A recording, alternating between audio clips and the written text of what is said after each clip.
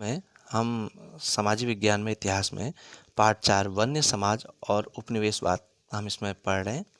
इसमें देखिए, ये हमारा जो पाठ है इसमें वनों से जुड़ा है। जब औपनिवेशिक काल था तो उस समय वन प्रबंधन यानी जंगलों का जो नियंत्रण था उसमें परिवर्तन कैसे किए गए और वो परिवर्तनों से किसको कितना नुकसान हुआ, कितना लोगों को लाभ हुआ, ये चीज़ें इसमें इस पाठ में समझाई गई हैं।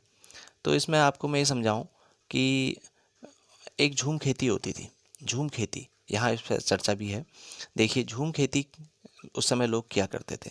झूम खेती में जो किसान परिवार होता था वो क्या करता था कि जंगलों को एक अपने क्षेत्र में साफ किया करता और उसमें खेती करता था, क्योंकि जंगल की भूमि है, उसमें पत्तियां सड़ी हैं, उसमें खाद पानी की पूरी पर्याप्त उस मिट्टी में है मात्रा, तो उसमें अच्छी फसल होती थी। जब किसान ये फसल उगाता था और कुछ साल वहाँ पर फसल लेने के बाद जब उसकी फसल की मात्रा कम होने लगती थी, जब उसमें मिट्टी में उतनी ताकत नहीं रहती थी, उसकी खाद की क्षमता कम हो जाती थी, तो किसान उस खेती को छोड़ के दूसरी जगह चले जाते थे और दूसरी जगह वनों को साफ करके वहाँ पर खेती करते थे। वहाँ पर भी ऐसी उनकी खेती में पहले बहुत अच्छा अनाज उगता था, फिर धीमे धीमे कुछ सालों में अनाज की क्षमता कम होने लगती थी।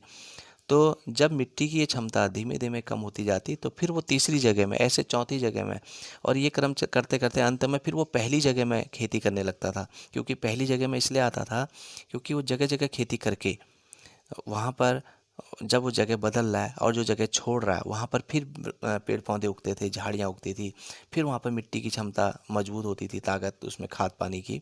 तो उसमें फिर जब वो कई जगह खेती करके फिर वहीं पहली जगह में आता था, तो इससे मिट्टी में फिर उसकी उर्वरकता, खाद पानी जो है उसकी क्षमता बढ़ जाती थी। तो इससे किसान को फिर अच्छा अनाज मिलता था। तो ऐसे करके वो जगह जगह खेती करता था, तो ये झूम खेती कहलाती है। तो इस चीज़ को औपनिवेशिक काल के शासकों ने ये देखा कि किसान जितना अनाज उगा रहा है उसमें उससे कई ज़्यादा क्षेत्रों को वो अपने कब्जे में लेके काम कर रहा है। इससे जंगलों का विकास नहीं हो पा रहा है, जंगलों को काफ़ी नुकसान हो रहा है और एक ही परिवार कई जगह भूमि को बर्बाद कर रहा है। क्योंकि वो पहली जगह में खेती करते करते जब 8 10 12 जगह में खेती कर लेता था तो पहली वाली जगह में फिर पहुंचता था। तो यानी ये 12 13 जगह जहाँ जहाँ वो खेती कर रहा है वो क्षेत्र में जंगल नहीं बन पाते थे। तो इस चीज़ को उस समय कंट्रोल कैसे किया गया, कैसे, तो इसमें समझाया गया है। तो पहला इसमें कहा है झूम खेती करने वाले लोगों को। तो इसमें देखिए, औपनिवेशिक शासकों ने झूम खेती पर रोक लगाई, इसलिए लगाई कि एक किसान जगह जगह खेती ना करे। इससे वनों का विकास नहीं हो पा रहा था। परिणाम ये हुआ कि ये किसान अपना व्यवसाय ही बदलने लगे, अंत में फिर अपना व्यवसाय ही बदलने लगे।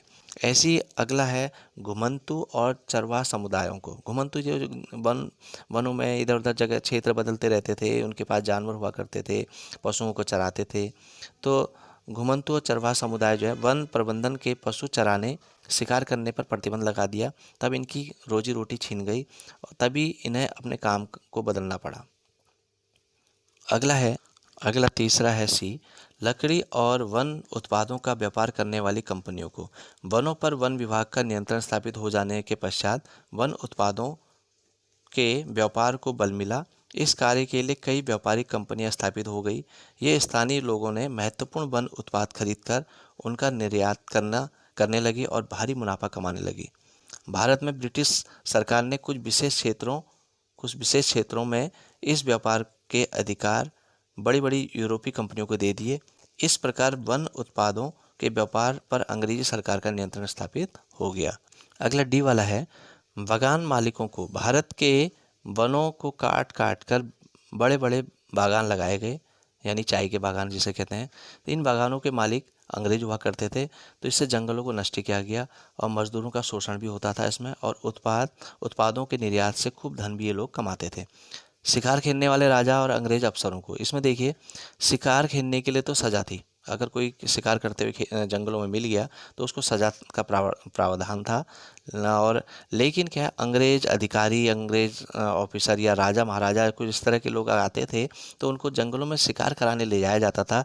और ये लोग इतने शौकीन होते थे कि हिंसक जानवरों का शिकार करने के लिए अंग्रेज़ ऑफिसर इसे अपना एक खेल समझते थे। तो इसमें आज इतना ही। धन्यवाद।